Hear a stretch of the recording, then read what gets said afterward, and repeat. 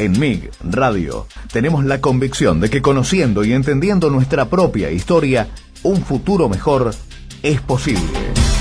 Movimiento Identidad Gimnasista. Hagamos el gran club.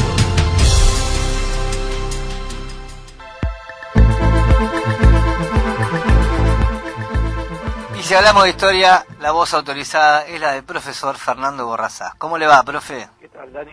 Perdón, ¿qué tal, Dani? ¿Cómo te va? Ahí a todos los muchachos, a Albert. Hola, profe. ¿Cómo estás, Sabrina. querida? ¿Todo bien? Todo bien. ¿Cuál fue el que más gritaste vos, profe? ¿Cómo? ¿Cuál gritaste más vos que Es todos? muy difícil. Yo Es muy escuchaba difícil. recién la lista. Es muy difícil porque hay que ver las circunstancias también, ¿no? Sí, claro. Uno de los que más grité, lo nombraron ahí no sé cuántas veces, pero lo escuché, que fue el gol de Sanguinetti a Central en el 95. Y yo me anoté con ese porque lo viví.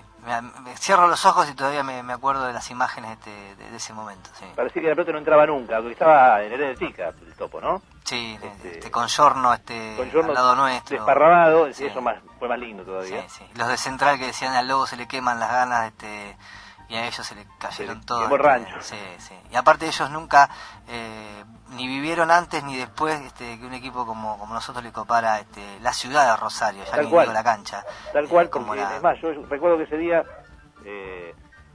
¿se acuerdan que nos dejaron los micros del lado de Central? Sí, tengo todo presente, Bueno, todo, a todo. propósito, por supuesto, los micros También- quedaron del lado de Central, una cosa de loco. Pero bueno, parte de la historia de por qué uno elige ese gol es porque también tiene presente todo lo que vivió para llegar a ese estadio, Claro. cómo entramos, cómo vivimos ese partido, y un montón de sensaciones que después terminaron en un desahogo de un grito de gol para mí. Yo no grité, yo lloré, en realidad yo no creo que no grité el gol, yo lloré y me abracé mucho a Mariano de Nicola, que era que venía conmigo, o que estaba conmigo al lado en la tribuna, le mando un abrazo enorme, por eso lo guardo adentro como el que más más me emocionó. El Pero más bueno, gritado, hay un el más montón. emocionante. El de Daniela Rafaela también, algunos clásicos. Cuando era chico yo recuerdo haber gritado el gol a Defensor de Belgrano en el bosque, abrazado a toda mi familia, qué sé yo.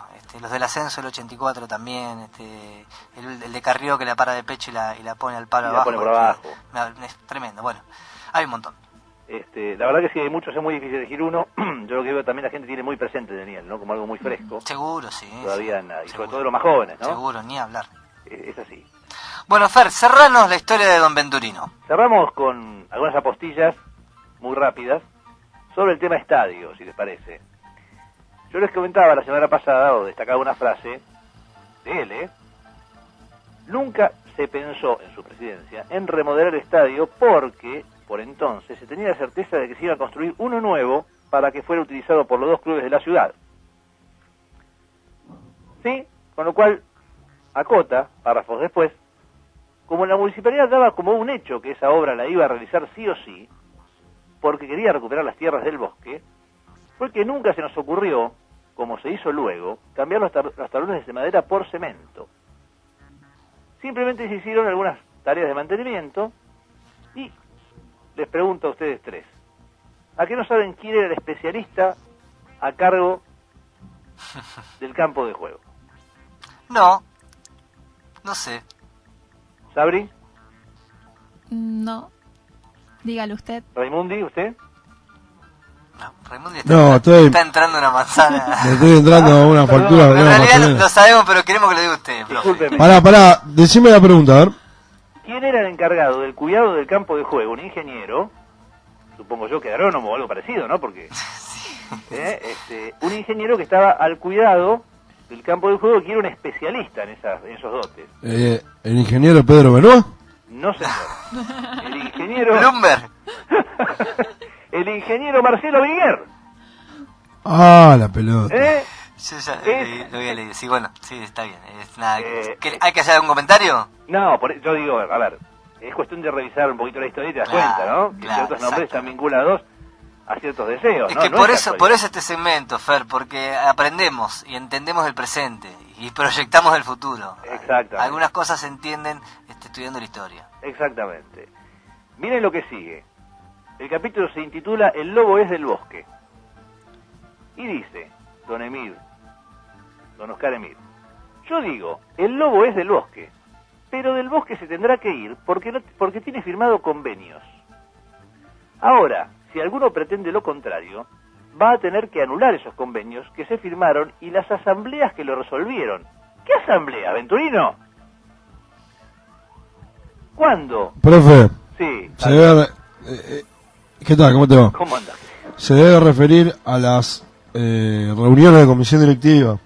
Bueno, por ahí, sí, Pero si la comisión directiva resuelve sobre un tema que no tiene potestad, que es potestad de la asamblea extraordinaria, por más acta que haya de una reunión de comisión directiva, no deja de ser nula, ¿no? por supuesto, es que es nula de nulidad absoluta. Está bien, pero Es lo que vos inviolable. decís da a entender, o deja entrever que Venturino decía, bueno, yo me lavo las manos. Si bueno. quieren salir de acá, si no quieren salir de acá, van a tener que denunciar los convenios que se firmaron. Claro, bueno, ahora vamos a entrar porque hay otro capítulo en donde pone énfasis de nuevo sobre lo mismo. Continúa haciendo barabatas y elogios hacia el mausoleo de ahí de 25 y 32 y dice más adelante: si mañana a Gimnasia se lo autorizaría, cosa que ya pasó, a hacer un estadio nuevo en el bosque, a mi criterio sería como estar mirando el mundo al revés. Sencillamente porque si fuera intendente de La Plata y me hubiese puesto a pensar seriamente en el problema del bosque, los días de partido los cierro de punta a punta y no dejo que ningún auto se estacione arriba de un cantero. ¿Dónde se ha visto esto? Nada más que acá en La Plata. Es una aberración total. Y si quieren más, dice, unos párrafos después: lo del bosque para mí es una utopía pensada por algunos que dicen que la camiseta de Gimnasia la tienen debajo del pecho. Yo les digo a esos, una vez más, que la camiseta de Gimnasia yo no la tengo debajo del pecho, sino en el corazón y en la cabeza. Y después empieza a autologiar. Perdón, profe. Sí. ¿Qué tiene que ver la camiseta con el club? Y, o sea, con el Nada. estadio. Bueno, ahí está el problema, ¿no? Ahí está el problema. El gran problema. Y después, obviamente fiel a un espíritu muy autoelogiante que utiliza durante toda la obra, empieza a mencionar sus grandes logros, otra vez Estancia Chica, al cual refiere sistemáticamente en toda la obra, ¿no? Hay un salteo que yo hice porque no viene al caso, y ya además hablamos ya de los campeonatos de Gimnasia durante esa época. Dice más adelante en un capítulo que se llama Siempre miré al futuro, y yo le voy a leer 2 párrafos de esto. No creo que contando con tiempo y recursos económicos yo me hubiera embarcado en la tarea de remodelar el Estadio del Bosque.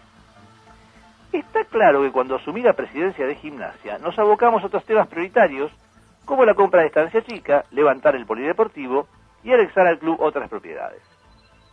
Pero quiero, y esto lo dice en el párrafo siguiente, pero quiero ser claro en esto. Siempre pensé con un criterio que mirara al futuro y tuve claro que La Plata tenía que haber un solo estadio. Y continúa hablando de que él estuvo a cargo de la Comisión de Sedes y Estadios en la AFA previo al Mundial 78. Todo un honor, ¿no? Estar ahí. Una de las resoluciones que tomamos fue que Rosario tendría que tener un solo estadio remodelado y que iba a ser el de Newell's. Por razones políticas, luego se cambió y bueno, esto es conocido, terminó siendo el de Newell's. No sé bien qué manejo hubo allí. Continúa. Después Newell's no quiso ser menos y como ocurre ahora con Gimnasia y Estudiantes, remodeló el suyo en el Parque Independencia. ¿Para qué? ¿Para jugar un domingo uno y al otro domingo el otro? Yo no entiendo realmente a este señor, ¿no? Es inexplicable. Bueno, o sí. Lo que nos pasó Sí. tiene mucho que ver con esto.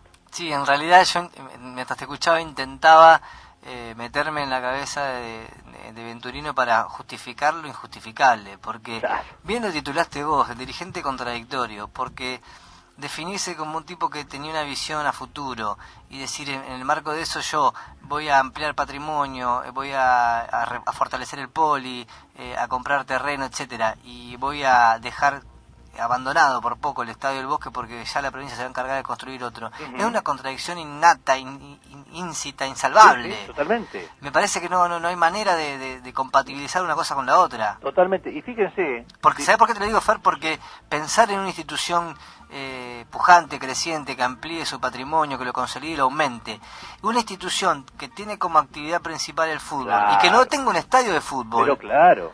a mí por lo menos me parece una contradicción inexplicable, Pero insalvable. absoluta. Y además fíjense lo que va a decir después. Cuando habla de el estadio de 25 y 32. Hablando que se creó la fundación famosa y que para eso era necesario que los clubes de la ciudad dieran su anuencia. Por asamblea, vuelve a repetir. En el que iban a participar de ella. En Gimnasia se hizo esa asamblea. Que yo sepa, a mí no me avisó nadie. ¿Dice eso? ¿Dice se hizo esa Textualmente, en Gimnasia se hizo esa asamblea y un grupo de socios no quería que ningún dirigente del club ingresara en esa fundación. Me parece que está confundido el señor Venturino con la asamblea de fines de 1990, cuando se aprobó el ejercicio 89-90, en el que, en la época de Vicente, que antes de la asamblea los socios lo increparon a Vicente y que querían que les explicara cómo era ese tema del Estadio Ciudad de la Plata, que no tenía nombre en realidad, o tenía un nombre muy feo que nosotros no utilizamos, y que se oponían a eso. Y él, como no estaba en el orden del día, algo de lo cual se han sucesivos dirigentes de Gimnasia, no solamente presidentes, se han escudado en eso para no tratar temas importantes, terminó siendo un cierre. Vos sabés, seguramente te acordás, pues ya en esa época estarías ahí pululando por las asambleas. Sí, yo por lo menos sé que él iba y estaba. Sí, pero fue una asamblea ordinaria. Claro. No, por eso, es lo que está diciendo Fer, que en realidad esa mención que hace Venturino en su libro no es real. No es real. No hubo tal asamblea que decidió tal cosa. No, aparte el estatuto de Gimnasia es absolutamente claro. Claro.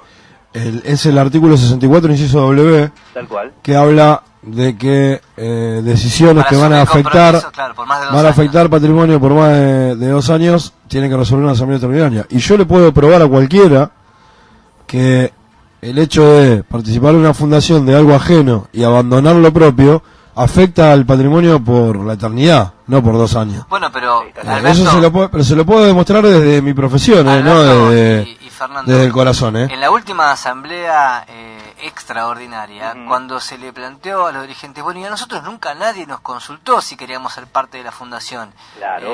¿Por qué ahora nos tienen que consultar si queremos salir? Para salir, Claro. tal Y cual. los dirigentes decían, bueno, respecto de lo primero, nosotros no tenemos nada que ver. No éramos dirigentes cuando Gimnasia entró a la fundación. Respecto de lo segundo, hay que llamar a una asamblea. Y la pregunta es la misma, pero esperen, a ver, vamos a pensar un poquito. Para entrar no hacía falta asamblea, para salir sí. Pero se hacen los tontos, Sí, por no exactamente. decir otra palabra, ¿no? Sí, yo Se hacen los tontos. Utilizaría otra más contundente, pero está bien. Sí. Se hacen los tontos. Sí. Bueno, Fer, estamos ya sobre el final de mi radio y sobre el final de esta historia interesantísima de Oscar Omar Venturino. No sé, si hubiera algún concepto que para quien no conoció, que no conoce a Venturino y su gestión, ¿cómo podríamos definirlo además de contradictorio? ¿Y se te ocurre para darle el cierre? Por momentos audaz, nada más que audaz, lo cual para un dirigente de Gimnasia de los contemporáneos no es poca cosa. Por otro lado, un gran tipo, un tradicional a ultranza, lo cual marca también una contradicción. Audaz decía en el buen sentido, porque también uno puede calificarlo de audaz a Juan José Muñoz, ¿Y me dejas ¿no? agregar uno? Sí, Absolutamente deshonesto. además.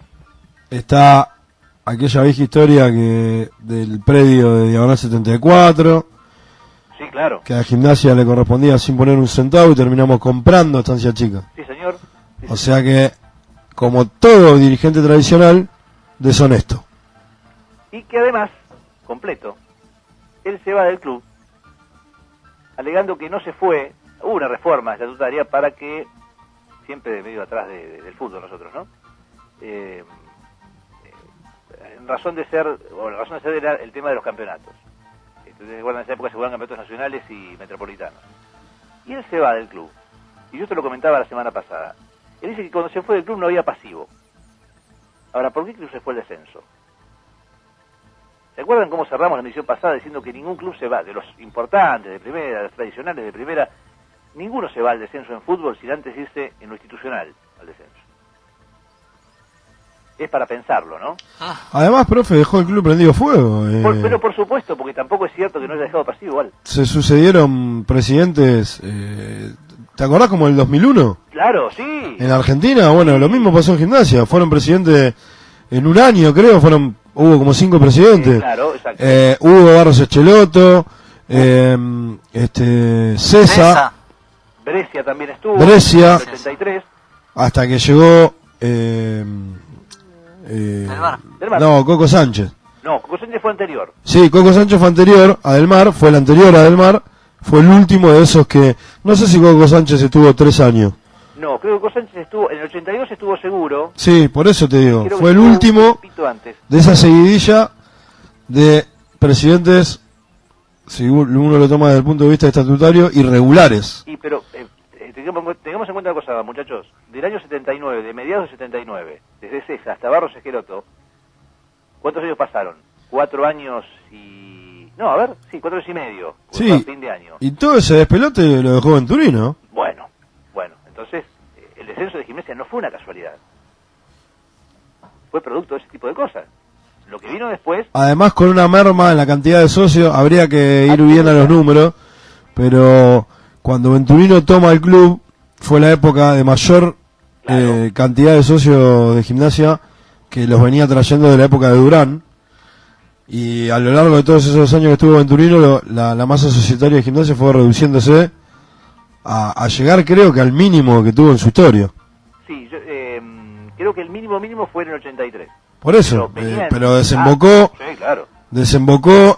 ya era un lastre que venía trayendo el club Absolutamente. desde Venturino. Absolutamente. De hecho, otra marca que más también lo identifica como tradicional fue el inventor del famoso bono.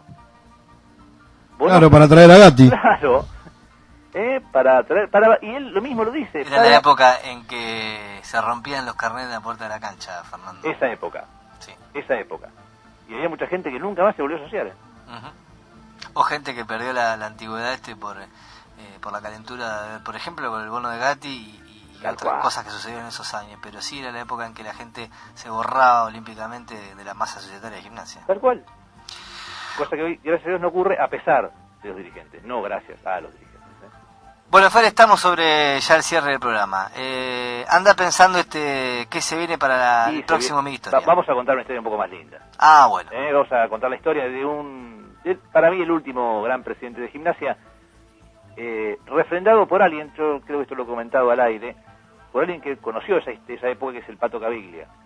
Él fue el que dijo, incluso creo que lo dijo al aire con nosotros, que fue el último, para él también fue el último gran dirigente, el último gran presidente que Gimnasia tuvo. Mi papá me decía que vivía cerca de la Plaza Rocha, puede ser. Cuando Gimnasia ganaba, ellos iban a tocar bocina a la casa de Laureano Durán. Laureano Durán. Exactamente. Bueno, Fer, Chicos, va a ser un gusto seguirla. Igualmente la vamos a seguir con Durán y con los avatares de esa época, como decía Albert, una época donde Gimnasia tenía mucha vida social, muchísima vida social.